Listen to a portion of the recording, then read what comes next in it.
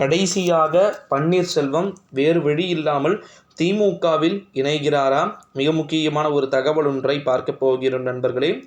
உன்னை சொல்லி குத்தமில்லை, என்னை சொல்லி குத்தமில்லை, காலம் செய்த பாவமே அப்படின்ற மாதிரி பன்னீர்செல்வம் என்னதான் ஆக போறாரு, ஒரு க்ளோஸ்டு டஃப் இருக்குன்றதை நம்மளால் பார்க்க முடிகிறதுன்னு கேட்டிங்கன்னா, எஸ், ஒரு கிளியர் கட்டாக சொல்லணும்னா தற்போதைய சூழ்நிலைக்கு பன்னீரின் கனவு தகர்ந்தது, பன்னீரின் அரசியல் தகர்ந்தது, ஏன் பாஜகவின் அரசினுடைய வியூகமும் தகர்ந்தது. இந்தியா கூட்டணி நான் கூட நினச்சேங்க 320 வரைக்கும் போனாங்க அதிகபட்சம், சாரி நம்முடைய என்டிஏ கூட்டணி. ஆனால் அதுக்கப்புறம் பார்த்தா போல.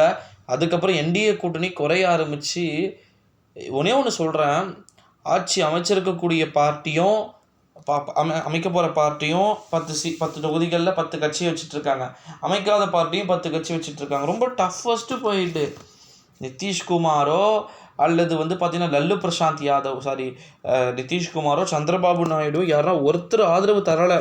இப்போ இல்லை, இன்னும் ஒரு வருஷம் கழிச்சியோ இல்லை இன்னும் 6 மாதம் கழிச்சியோ உங்களுடைய ஃபார்முலாவே இது தானேங்க. கடவுள் இருக்கிறான்றத நல்லா நிரூபிச்சிருக்கிறாரு. ஓகேங்களா?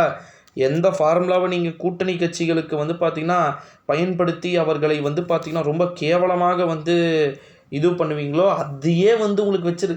மோடி ஒரு உண்மையான, ஓகேங்களா, ஸ்திரத்தன்மை கொண்ட ஒரு தலைவராக இருந்தால் இன்னும் கேட்பாங்க பாருங்கள் வரக்கூடிய நாட்களில். தனியாக முடிஞ்சா தில்லு இருந்தால் மீசை வச்ச ஆம்பளையாக இருந்தால் தனியாக நிற்க முடியாது.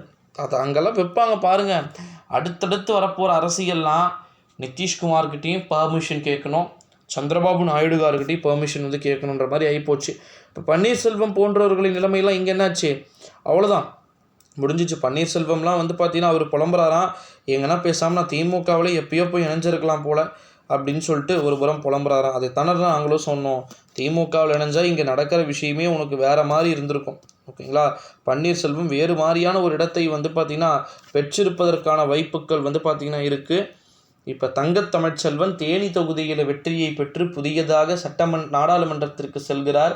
என்னதான் இவங்க கேண்டீனுக்கு தான் போகிறாங்க அப்படின்ற மாதிரி குற்றச்சாட்டுக்கள் எல்லாம் முன்வைத்தாலும் கூட அவங்க கேண்டீனுக்குனா போகட்டும், எங்கன்னா போகட்டும், அது இங்கே கான்செப்ட் கிடையாது. பன்னீர்செல்வத்தை பொறுத்த வரைக்கும் திமுகவில் இணைஞ்சார்னா அவருக்கு என்ன விதமான விஷயங்கள் கிடைக்குன்றத அவர் கண்டிப்பாக எக்ஸ்பெக்ட் பண்ணுவார். ஓகேங்களா? ஸோ அதுதான் பார்த்திங்கன்னா இங்கே இருக்கிறதுல ரொம்ப ஒரு மிக முக்கியமான ஒரு ஃபேக்டராக இருக்கக்கூடும் அப்படின்னு சொல்லிட்டு எதிர்பார்க்கப்படுகிறது.